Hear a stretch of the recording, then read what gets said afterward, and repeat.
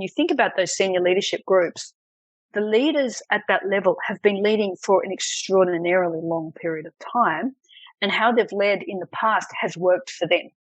And now you're showing up and saying, well, actually, it could be better. No one likes that. So how do you take people on that journey?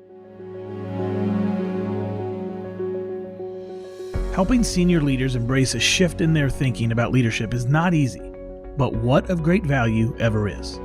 I'm your host, Tim Spiker, and this is the Be Worth Following podcast, a production of the People Forward Network.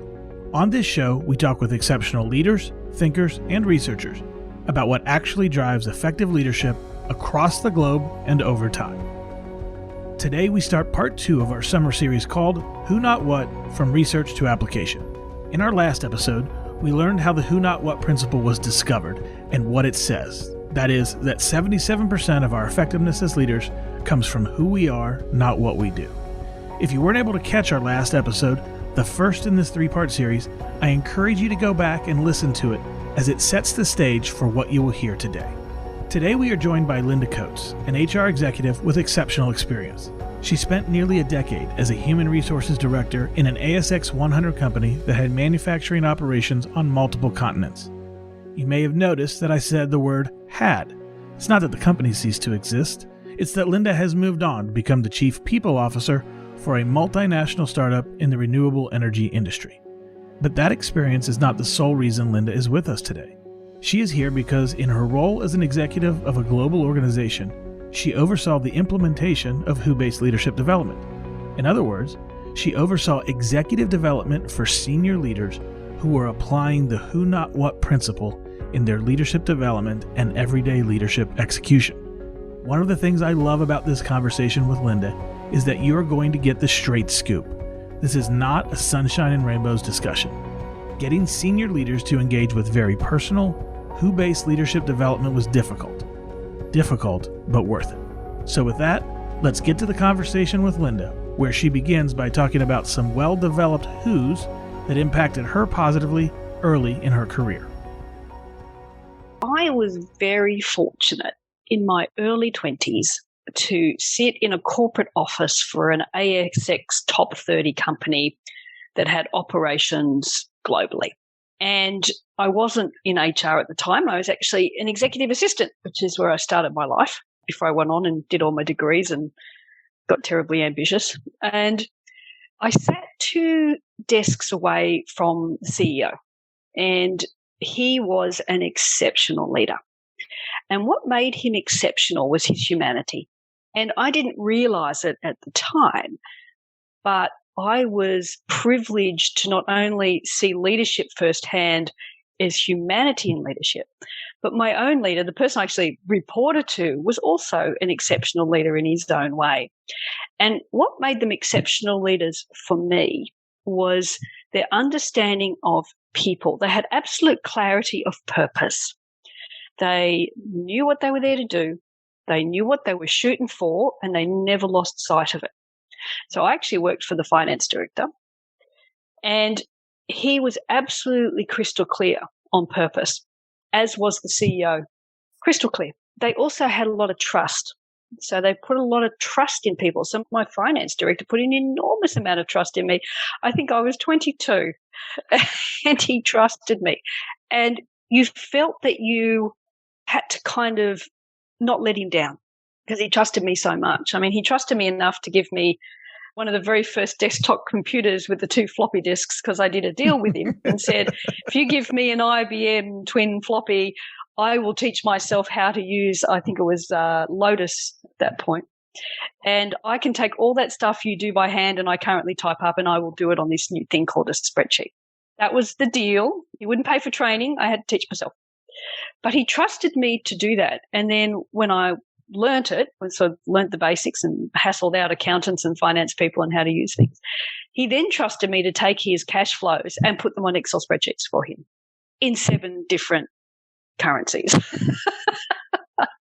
So, there I am, 22 years old, working for the finance director of this enormous global organization. And he trusted me to do that. And then you have the humanity piece. When you talk about the humanity piece, what does it look like to be on the other end of that type of human-based leadership?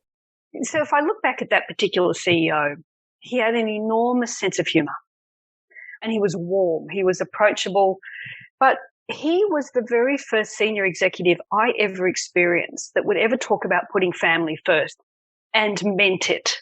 So he would say, family comes first. My family comes first. If my son rings, you interrupt the meeting. It doesn't matter who it is. And he meant it. And I didn't realize at the time how extraordinarily unusual that was. I thought that was normal. Because that's what I'd experienced. And so I'd sat there and observed this incredible CEO. And he is one of Australia's leading CEOs. I won't give his name, but he was one of Australia's best and leading CEOs. And I didn't realise at the time what an incredible privilege it was to witness that and experience it, but also with my own leader, who was the finance director. And it was my own leader. And when I talk about you look into the past and you realise these people that have this impact on your life, I'm where I am today because of that finance director. If it hadn't been for him, I wouldn't be doing what I'm doing today. I wouldn't have the education. I wouldn't have the confidence. I wouldn't have moved a different journey. And he was the one that basically showed me I could be more than I could be. So when I think about leadership, I've got the piece with the CEO who's big leader, inspiring, engaging, big on humanity, caring, but also, don't get me wrong, you had to perform, you had to do your job, you had to do it right. Okay. It's like, because that was a big company. And then you have my own boss, my own leader at the time, who was also big on humanity, very clear about what he needed and wanted, big on trust, but really was very good at showing you could be more than you could be. He was the one that said to me, you need to go and get a degree. You can do more than what you're doing. You can be more than what you are. You don't need to stay doing what you're doing. And he was the one that encouraged me to do that. He was the one that encouraged me to go and enroll in university. And he was the one that sort of said to me, you can be anything you want. You just need to choose. And so this is kind of, again, started to formulate in the back of my mind about what great leadership looks like. Now, I had to leave that job because I'd been there for, I think, 4.5 years. It was time to go. I'd done 2 years with a different leader at the time, and he was an interesting case study about what not to do. But anyway, lack of trust, poor behaviour, let's not go there. And it wasn't until I left and I went out into the big wide world that I realised the privilege I'd had. I didn't meet another leader like that for a very, very long time. What's so amazing about all of that from my perspective is, that this is one of my favorite questions to ask people about the best leaders they've ever followed.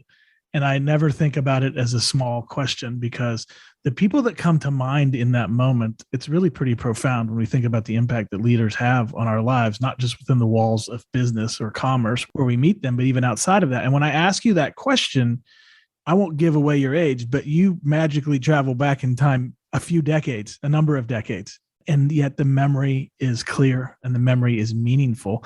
And I think that just underscores the power of exceptional leadership. Granted, exceptionally good or exceptionally bad, it can show up either way. And you said a number of times now, it isn't that we didn't perform. It isn't that there weren't standards. Now you're talking about people who have an expectation of performance, but on top of that, there's human qualities. There's a degree of caring in there as well. So when I think about those two leaders, they had huge curiosity about people, huge curiosity about why you did what you did and what you were doing, and incredible curiosity about you. I mean, my boss at that time, and I tell this story about him all the time, about the impact that good leaders have on you.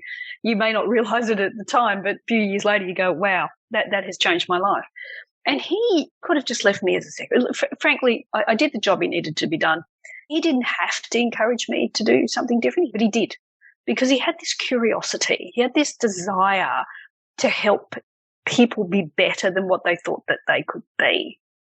So if I think about, some of the elements of those leaderships, trust, respect, humanity, curiosity, huge empathy. And, this is what made them wonderful. I was very sad when I left there, but I did need to go. But I owe where I am today to that leader that I had back long time ago. If we know that the leader cares about us, there is so much more latitude for them to bring a challenge to us, to say, hey, I think you can do more. I think you can do better. I think you can raise your game to this. Think about how those messages are received when it's coming from somebody who I know is invested in me and somebody who is not. When somebody's not invested in me and they come to me with the challenge, it's usually met with resentment and oh, I don't like being judged and a number of negative things. But to hear you tell your story, to talk about how those people have played such a big role in where you've ended up, I just think about the healthy latitude that comes along with seeing the people that you're leading as human beings. Well, I think when you pull together trust and respect, there's two big ones. Empathy, curiosity. You create an environment where you feel secure and settled. So I know in the piece around secure and settled, it's about being secure and settled in yourself and understanding yourself and the self-reflection and self-awareness. But there's also a piece as a leader where you create an environment where someone can feel secure and settled. And therefore, when you find yourself under enormous pressure, you're able to operate and withstand that enormous pressure a lot more effectively when you know you're trusted. They've got your back. You're respected. There's empathy if you fall off your twig. But more importantly, you know that you're in an environment where you can be secure and settled, and it's okay not to be perfect.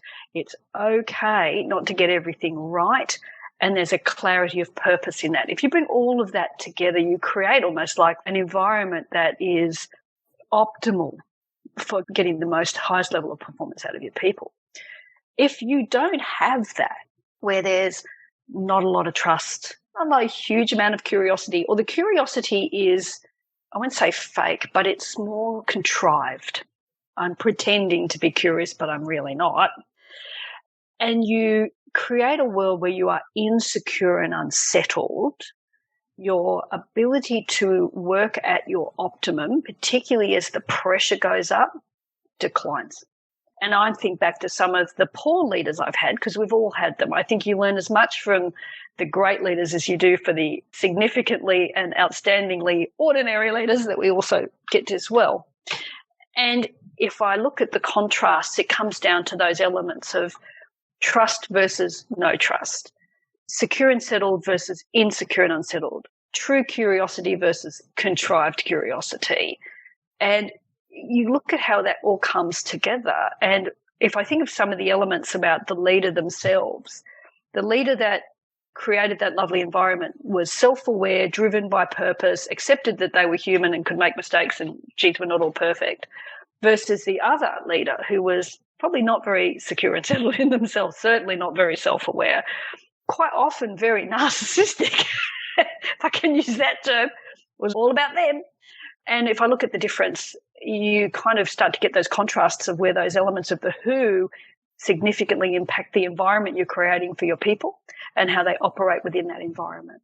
Another example I would use is going into a new work environment where trust is given and has to be lost. So you walk in and you're immediately trusted. We trust you with all this great stuff because we've brought you in, you're in the tent, we're driven by purpose, this is what we're trying to do, and we trust you. We know you're occasionally going to make mistakes, but hey, that's okay. Versus you go into a different environment where you have to earn the trust. You've got to earn your straps, right? You come in and you have to prove that you are trustworthy. And when you prove that you are trustworthy, then we will trust you. And then you'll feel good because we trust you and suddenly you're one of us. I would much rather work in the former environment where you're immediately trusted and you feel part of it and driven by the purpose versus I've got to come in and I've got to prove that I'm trustworthy to you. But you always kind of look over your shoulder and go, well, do they really trust me, or is it because they trust me today because I've delivered what they want today? I think that's where you get the kind of difference. Well, as we fast forward into your career, you and I got a chance to start working together. Oh, it's been 7 years ago. And you're looking after the HR functions of a global organization, and we're engaging in conversation actually very similar to what we're talking about right now. Which is to say, you look across cultures, you look across a global enterprise, and you and I are asking the question, how do we grow and develop these qualities that you've been talking about, a genuine and deep curiosity, this idea of humanity and empathy, respect, the idea of somebody who's secure enough to extend trust to start with, all these qualities that come back to who a leader is. And you're looking at a global organization. How do we move people in that direction as leaders on a global scale? So Talk a little bit about that, because you sit in a very unique position. I get a chance to start out as a researcher and bringing this data and methodologies for helping to develop these things in leaders. But you are responsible for that group. You're responsible. Other executives are as well, but it's particularly in the development role around HR. So talk to me a little bit as we think back on 7 years ago and really in a super intentional way, trying to move towards developing people in these very personal qualities that help cause them to be people who others want to follow. I think it was very challenging. And when I look back, there was a few things I do think I wish I'd done differently. I think it would be remiss of me to say that it didn't all go as we had planned. I wish it had, but it hadn't. The challenge, I think, when you are working with particularly senior leadership groups is getting them into a place where they feel safe to start questioning how they've led in the past and how they can be better leaders into the future. And I think that was the biggest challenge, was to get that understanding by an acceptance of a need to change. The desire to change is one we make ourselves. You can't force people to change. I know in change management we talk about taking people to a different state and then chocking in behind and showing them the world's going to be different. But when we're talking about this type of leadership journey, it is a very personal one. And I'm not convinced that the traditional, or what I call the more kind of process-driven approaches to change, which work extraordinarily well, by the way, when you're doing transformational change in organizations and changing operating models and a whole lot of other things. But when it's this deeply personal journey of change around how you lead and who you are as a leader, it is how do you create a space of safety where we can really look at ourselves and start to question, what do we bring to the table as leaders? How does the who impact how we lead? And then how do we engage in that journey of change? That is really hard. And it was hard across a global organization, because it's like any big organization. You need the top to be absolutely invested in this. And we were very fortunate that we did. And the top wanted to change. And then across any group, you'll always get the ones who genuinely invest in change. You'll get the ones who sit on the fence and see which way the winds are blowing. And then you get what I call the naughty dogs, who sit there and go, yes, yes, yes, we're going to change. And you know full well that they're never going to change because they don't want to. But I think the trick is, how do you create a critical mass of leaders who are willing to go on a journey of change and evolution and are willing to invest time in that? And I think, Tim, you've always heard me say, change begins at home. You have to change yourself first. This is changing self, because leadership is about self. It's who you are. When you think about those senior leadership groups, the leaders at that level have been leading for an extraordinarily long period of time, and how they've led in the past has worked for them. And now you're showing up and saying, well, actually, it could be better. No one likes that. So how do you take people on that journey? And I think the approach is you are creating a space of safety, a space of trust, an opportunity to self-reflect, and time. And then I think as a global head of HR, there's a bit of acceptance. Sometimes people just aren't going to go on that journey, and that's okay. This idea that once you're past the age of 30, growing and developing in a meaningful way at the core of who you are, some people would say it's not possible after that point. That's it. You're fully baked. Everything else is just moving forward at that point. What would you say to somebody who has that perspective on development, especially development that's at a deeper level of 30? What are your thoughts on that? What a crock. What a horse shit.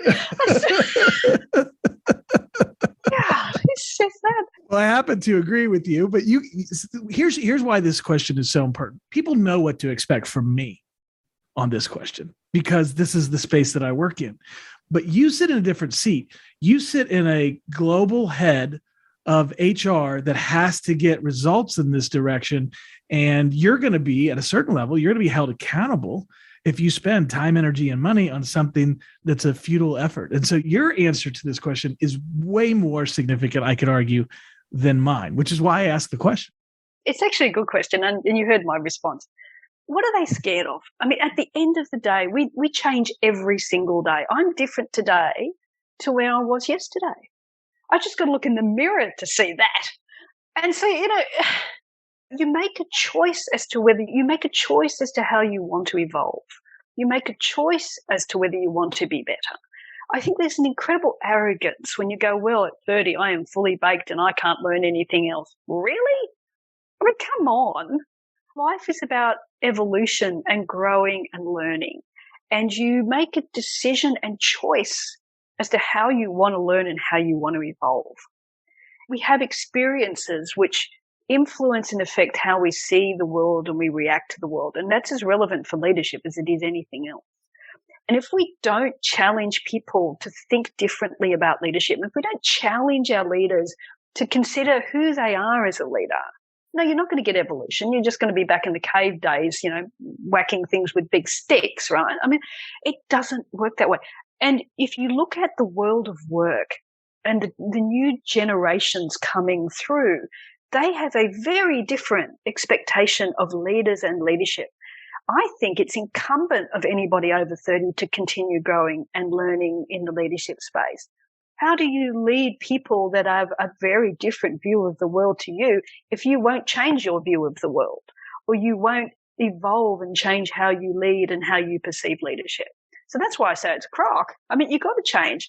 I think of some of the leaders that we worked with, Tim, and the ones who went on the biggest journeys of change had been leaders for a very long time. And the change and the impact of that change, because people looked up and saw these leaders changing and evolving and realized that change and evolution was a good thing and that they could be better. It's the way of the world. What is it? Evolve or die. So you've led global HR and all of the pain points that come along with that, all of the opportunities as well. But now you're working in a startup environment.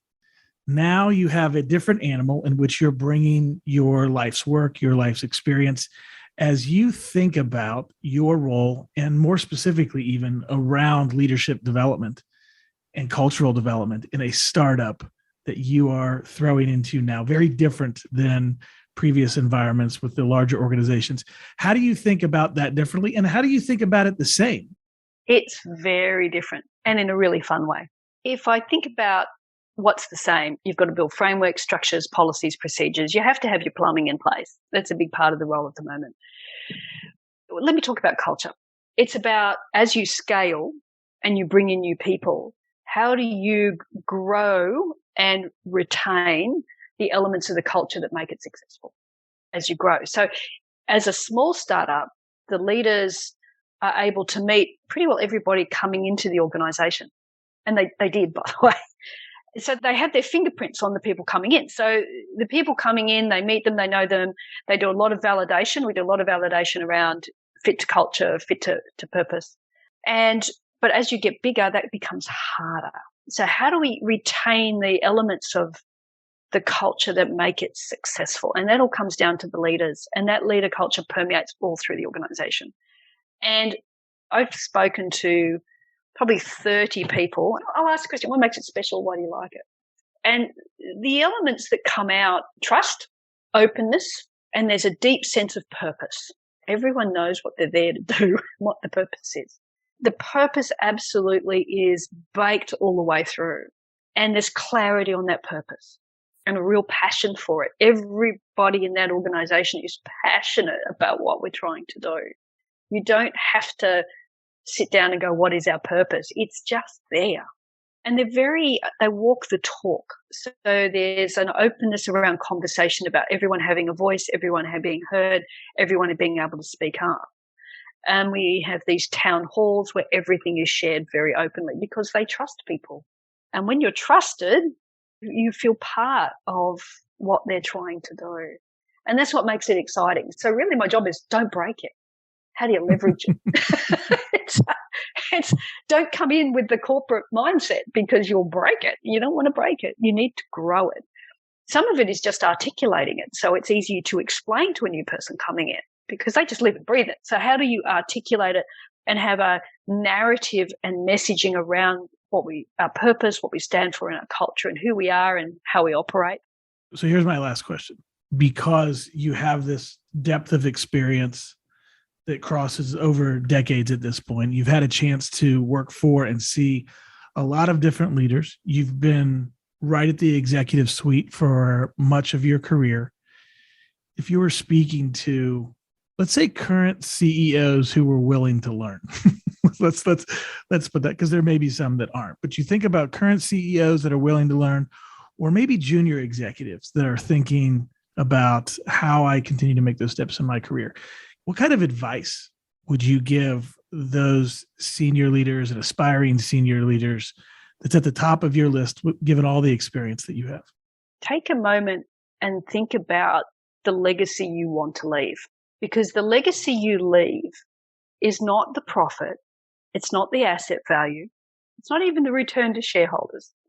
Your value, your legacy, is the impact you leave on your people and how they see you as a leader. And when they get 10, 20, 30 years into the future, that they look back at the legacy you left them and go, it's because of that person and the way that they led that I'm where I am today. And this is the legacy you leave. You won't be remembered for your profit and your asset value. Don't get me wrong. You have to deliver that stuff. Okay. You won't get to keep the seat if you don't do that, but it's how you do that. Okay. And if how you do that is by inspiring, engaging, and trusting your people and your leaders, that's the legacy you leave. I said, I can't tell you the profit we made all those years ago. We made a lot, by the way. But I can tell you the story of those first leaders that I was so very fortunate to have who changed my life. That's the legacy they left. Because leaders in organizations come and go. You won't have the chair forever. The chair is a gift to you, and you have a time in the chair. You have to make some decisions around what's important. And how you deliver those results is probably more important than the results you deliver. And if the Banking Royal Commission didn't teach leaders one thing, it was that. You can deliver the results, but if you do it in a world of corruption and fraud and poor behavior, that's not a legacy you want to leave. You want to leave a legacy where people look back and go, that was a great leader, and working together in a world of trust and respect and where I'm secure and settled, we delivered great results. If you lead the right way, the results will follow. Keep an eye on the important stuff, make sure people are held accountable, do all that stuff. But your legacy is really the impact that you leave on your people. The other side to it is, do you want to be the leader that somebody looks back on in 20 years' time and goes, I learned what not to do from that leader. You were so stupendously awful that I never want to lead like that. If that's the legacy you want to leave, knock yourself out, sunshine. But it's really about making those conscious decisions for change. People look up to you. You're at the top of the tree. You're in that chair. You're entrusted with that chair. You set the tone, you set the purpose, you set the agenda, you set the environment. That's the role of leadership. And if you set one where people aren't trusted or there's no respect or they're constantly looking over their shoulders, what you're going to get is fear. And you might get results for a little while, but will they be the best results? Probably not. So let's talk about what we heard in that discussion that I think is so valuable. What I love about my conversation with Linda is that she leveled with you. She told you that who-based leadership development is hard and it takes time. And that's important because if you're going to dig in with the reality of what this research says, it's important to know what you're up against. She talked about the difficulty that comes along with senior successful leaders needing to be open to the fact they could be even better than they are. And she talked about the need to create safe environments for them to have that conversation. But then on top of that, she also talked about the need for time, that it takes time for us to grow and develop in who we are. And of course, this is a very unpopular notion in general, and especially in the world of business. We don't want anything to take time, and yet growing and developing at the core of who we are does take time. But what she also shared is that success in growth, in who-based development for senior leaders, for executive leaders, is possible. Some of the most dramatic leadership development happened within some of her most senior leaders, people with decades of organizational leadership under their belt. So if we're willing to accept that it can be hard, and if we're willing to accept that it's going to take time, we have the possibility of reaching even higher levels of success and leadership effectiveness than what was known before. In our next episode, we will conclude our summer series by visiting with an exceptional leader who deeply and courageously applied the who not what principle to his own development as a leader. It will serve as a great conclusion to our summer series. You won't want to miss it. But until then, this is Tim Spiker, reminding you to be worth following. And be sure to follow us wherever you engage with podcasts. If you've heard something valuable today, please share our podcast with your colleagues and friends. And if you're up for it, leave us a 5-star review. Thanks for listening.